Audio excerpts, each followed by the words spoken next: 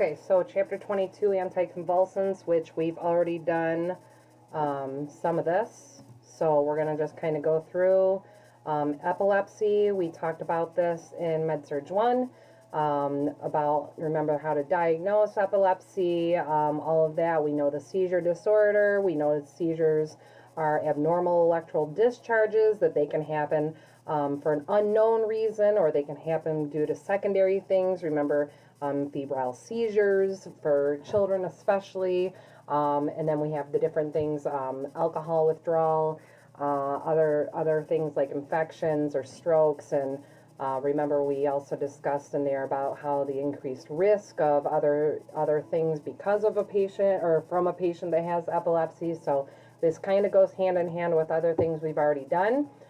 We've talked about this in class, about the different types, the tonic-clonic. Remember, the tonic is the spasms and the clonic is the jerkiness, and this is going to be the most common that we see, also known as a grand mal. It's not always caused by epilepsy, as we were talking about with the febrile seizures. Again, that's typically a fever higher than 104, and usually that'll happen in early childhood. We also have absent seizures. We talked about this stuff, the partial. We actually covered almost all of this. Autonomic seizures I was going to add in here and clearly forgot, so just make sure that you look that up to see what that is, and then if you have any questions, just post it in the discussion board.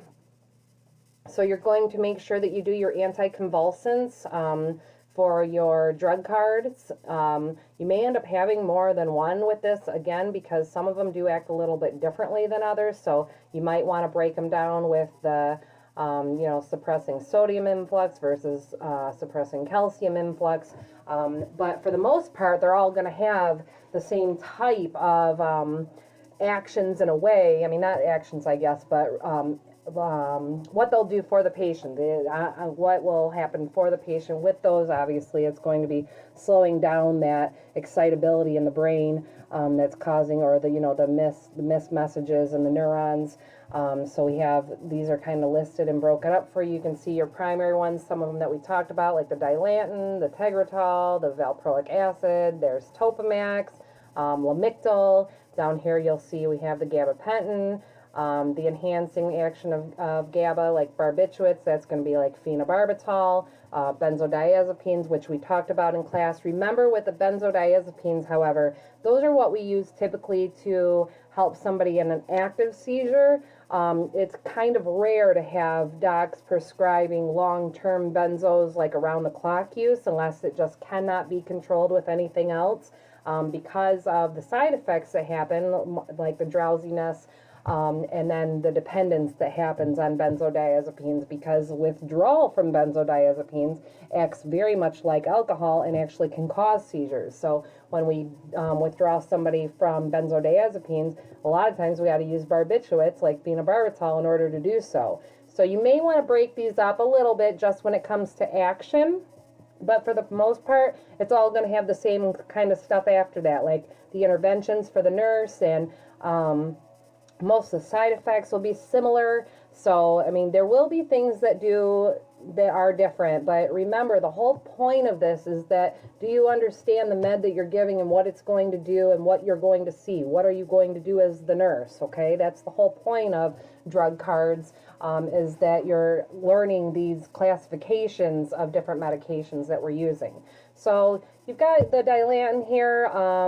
This is from the other day, the slide from the other day. Remember, to avoid toxicity, we're going to start low and increase. Your side effects or adverse reactions, look down here. We see Stevens-Johnson syndrome, which we keep seeing over and over. We're seeing thrombocytopenia. So important for me to know as the nurse, what type of things am I going to look for? And again, if you don't yet know that with Stevens-Johnson syndrome, you're looking for a red rash and teaching your patient to report a rash immediately, you need to review that. And with thrombocytopenia, if you have forgotten that that's low white blood cells, and that I'm going to teach my patient to report instantly a fever or a sore throat or some kind of infection signs and symptoms, you need to review that, because that's something that you're going to see over and over again. You're going to be asked that stuff too. there's some drug interactions, and then again, with everything, you're always going to see what's my assessment, my nursing diagnosis, my planning, my interventions, my evaluations. From your class, we learned to always flush the IV before and after because of the interactions that it can have, and that it can also, it can't just sit around in that IV site because it can be caustic on the body. We want to teach patients to check their own gums. Remember that gingivital effect that it can have, and teach proper nutritional intake. And then here you go. Here's a whole list of nursing interventions for you. Again, when you're writing your interventions, be sure you look at the med and say to yourself, why? Why is this? Because the point is to learn this stuff, not to just write down words.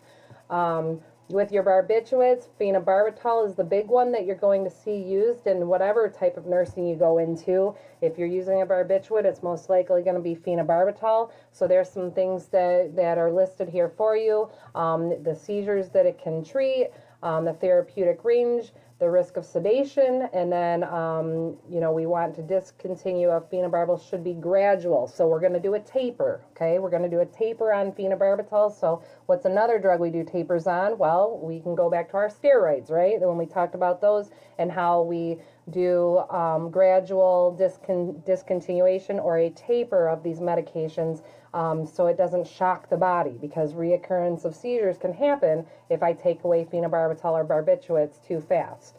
I'm going to skip past this, and then we're going to go to benzodiazepines next, which we did talk about in class some.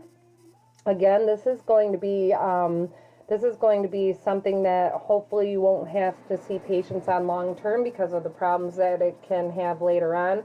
You'll see down at the bottom there, short-term effect. So anticonvulsants need to be given during or immediately after the administration of these. So most benzodiazepines are like that, where we need to give something else. This is just to get the patient either out of it or after the residual effect of it afterwards, like during the postictal state. But long-term use of benzodiazepines is not typically recommended in my experience. Since I've worked at Brighton and having patients that have their seizures and they're on seizure meds, the majority are not on a benzodiazepine, and I've only had one that wasn't controlled by anything else and had to use a benzodiazepine. That's just my own experience up until this point. Tegretol is the next med that's listed here. Aminostiabine, so you know how I am.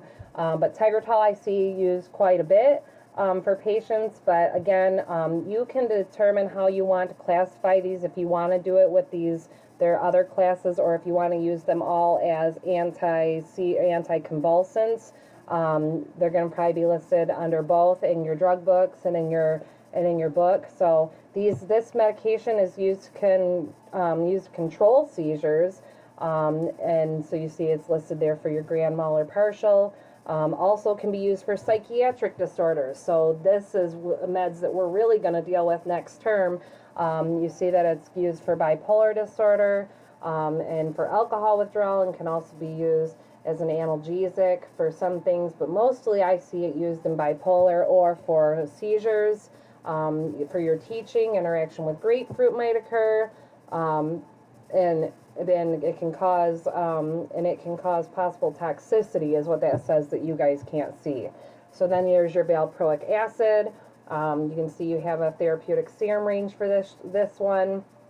There's just some information, some stuff there for you. But again, when making your drug cards, you can put these together and list the things together that would be there, and then you can, if you need to do little separate ones for extra, you can do that as well. But for the most part, do the comparisons to see what they have the same as far as their usage, as far as a lot of the nursing interventions will be the same, and the things like that. Again, you make it the way that you want to in that. So there's some stuff on pregnancy. I'm not going to ask you anything on that. And then your febrile seizures, you will deal with this in peds, but your big thing to take away from this is that febrile seizures, typically 104 or greater, and that it's usually in smaller children. So that's going to be the degree of which I would ask you anything on that. So This is during a seizure, things that we can use for the patient. You'll notice that we've got Valium ordered, Ativan ordered. Both of those are benzodiazepines. We can give Dilantin, we can give Versed or Diprivan to help control. But this is when we're trying to get somebody out of that continuous seizure state, when they can't stop having the seizure. Gabapentin, the Neurontin, we've talked about this already some in our class, and you guys have listed other reasons or other uses for them, such as neuropathic pain, insomnia, mood disorders. It's an unknown mechanism of action. You can see your side effects listed there for you. Teaching. So, and Neurontin, as you guys know, is a medication. I mean, I'm pretty fond of it as a nurse just because I've seen it do a lot of really great things for patients, and we do use it for quite a few things without a ton of side effects. And then Topamax is used for seizures, but it's also used for migraines. That's a medication that we discussed, I believe, with our migraines that we talked about. Sometimes it's also used for patients. There's the Q's, I can't remember exactly, Q's, I don't remember. Anyway, one of the medications that are on your list for medications that we use to suppress appetite actually uses a combination of Topamax and another medication. I'd have to go back and look at it, but so there's other things that it can be used for as well. So we're going to come back around to this medication. When I use it, it's typically for bipolar disorder. And then Lamictal, again, kind of the same thing. We use it both for seizures and for bipolar disorder. You'll see this one has Stevens-Johnson syndrome. So there's my teaching to report the rash. And then you guys brought to me in pregnancy, it can cause cleft lip. And then we have Keppra under there, and you'll just have to open these up for yourself on theirs because of this cutoff that it's got down here at the end. But Keppra can also be used for seizures, bipolar. Also, it says migraines and movement disorder under there. And then I'm not going to do these practice questions with you guys. You can do those on your own. And I guess I'm going to have to wrap this one up at this point, and then I will do the next one in just a moment.